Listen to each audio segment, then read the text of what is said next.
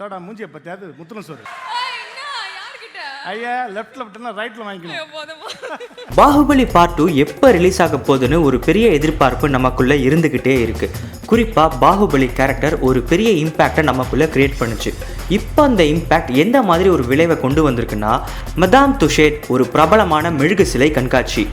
Merry கிராஷால்ஸ் நாளடைவில் இவங்க தான் மதாம் துஷேட்ஸா பிரபலமாகி இருக்காங்க. 1777 இவங்க செஞ்ச முதல் மெழுகு சிலை வால்டர். இவரு அந்த செஞ்சுரியோட பெரிய பிலாசபர். மதாம் துஷே மூலமா 250 வருஷத்துக்கு முன்னாடி ஆரம்பிக்கப்பட்ட இந்த மியூசியம் இன்னைக்கு உலகமெங்கும் பல நாடுகள்ல பல பிரபலங்களை மெழுகு சிலையா உருவம் கொடுத்திருக்காங்க. இதுக்கும் பாகுபலிக்கும் என்ன சம்பந்தம் இருக்கு? மதாம் துஷே பேங்காக் மியூசியம்ல பாகுபலியா உருவெடுத்த பிரபாஸோட மெழுகு சிலையை கூடிய விரைவில் வைக்க போறாங்க. இதுல நோட் பண்ண வேண்டிய விஷயம் என்னன்னா, இவர் தான் முதல் சவுத் இந்தியன் ஸ்டார். பல பிரபல சினிமா கதாபாத்திரங்கள், சினிமா நட்சத்திரங்கள் மத்தியில ஒரு இந்திய சினிமா பிரபலம் இருக்க போறாரு. இதுக்காக பிரபாஸை மதாம் துஷே ஹைதராபாத்ல வளைச்சு சுமார் 380 போட்டோஸ் எடுத்திருக்காங்க. இதுக்கு முன்னாடி பிரதமரோட மோடி சிலை வைக்கப்பட்டிருக்கு.